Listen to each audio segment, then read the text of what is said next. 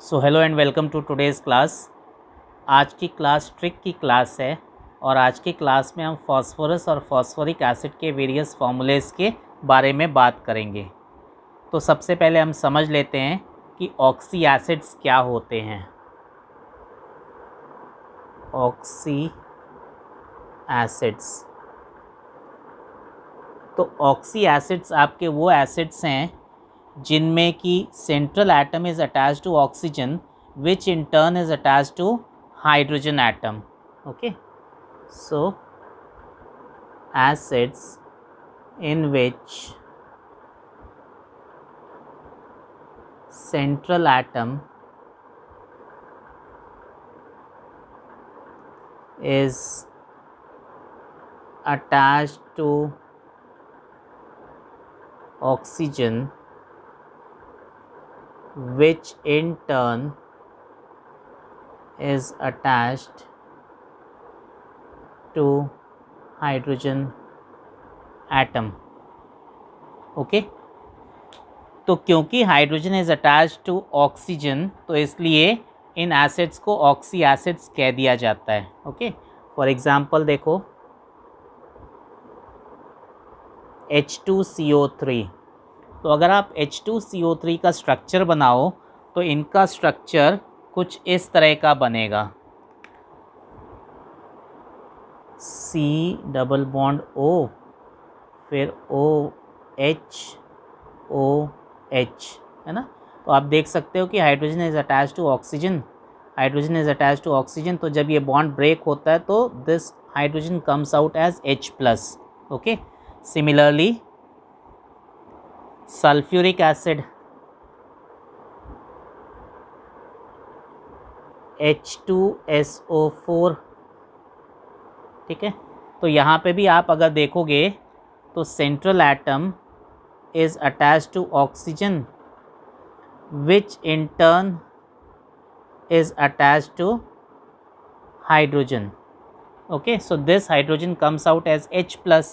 Okay, तो जो कुछ commonly found oxy acids हैं वो क्या क्या हैं, देखो ये दो एग्जाम्पल हो गए, और H3BO3 which is called boric acid. Okay, इसके अलावा HNO3 which is nitric acid.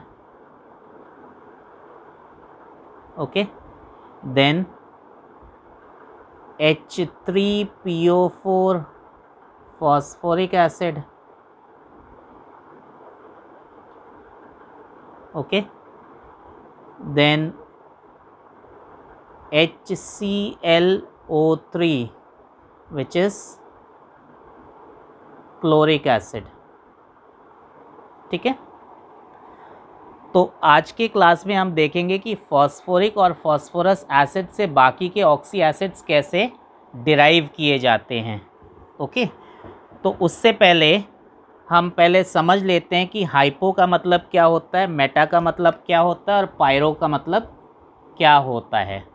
Okay, तो ये जो वर्ड हाइपो है ये कब यूज़ किया जाता है, हाइपो हाइपो वर्ड तब यूज़ किया जाता है कि जब जो एसिड है उसमें ऑक्सीजन का कंटेंट कम है then the parent acid.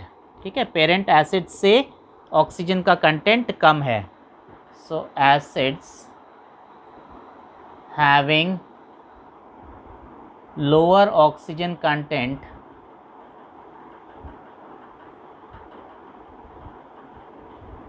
than the parent acid.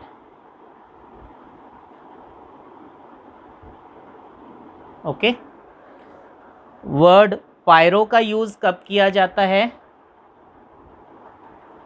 Pyro, तो पायरो हम तब यूज़ करते हैं जब दो मॉलिक्यूल्स में से एक H2O को निकाल लेते हैं। Okay, so pyro word is used for acids obtained from two molecules with loss of H2O molecule. Okay और वर्ड मेटा का यूज़ कब किया जाता है? मेटा का यूज़ तब करते हैं जब एक मॉलिक्यूल में से हम H2O को निकाल लेते हैं. Okay so used for acids obtained by loss of H2O molecule. Okay right. तो अब हम इसको फॉस्फोरिक एसिड के एग्जाम्पल से समझने की कोशिश करते हैं. अगर हमको फॉस्फोरिक एसिड का फॉर्मूला पता है तो इस फॉर्मूले से हम बाकी के सारे एसिड्स के फॉर्मूलेज डिराइव कर सकते हैं. सो सबसे पहले H3PO4, ठीक है. H3PO4 क्या है? Phosphoric acid. Phosphoric acid. Okay इसमें से हमने क्या किया? एक O निकाल दिया.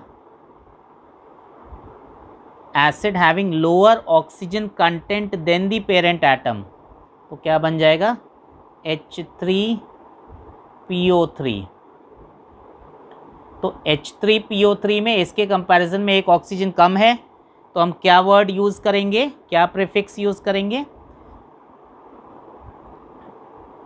ओके इसमें से एक ऑक्सीजन अगर हम निकाल लेते हैं तो ये हमारा बन जाएगा फॉस्फोरस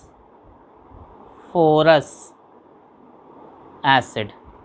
ओके इस फॉस्फोरस एसिड में से जब हम एक H2O निकाल लेते हैं -H2O तो यहाँ से 2 हाइड्रोजन निकल गए, एक ऑक्सीजन निकल गया. तो हमको क्या मिल जाएगा?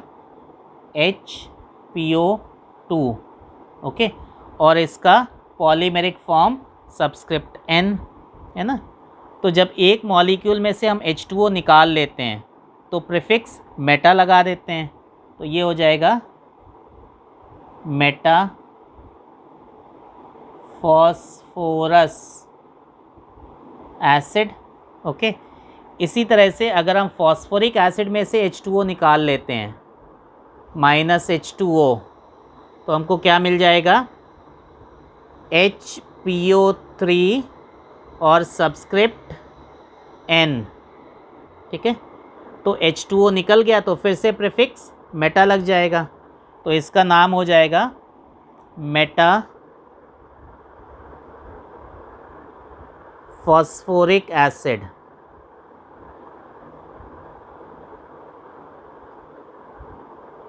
ओके नाउ अगर हम इसमें से एक O निकाल लें, ठीक है तो हमको क्या मिल जाएगा? H3PO2. ओके पेरेंट में से एक O निकल गया तो अब प्रीफिक्स क्या लगाया जाएगा? हाइपो. तो इसका नाम हो जाएगा hypo phosphorous acid. Okay right. अब ध्यान दो कि अगर हम इसमें से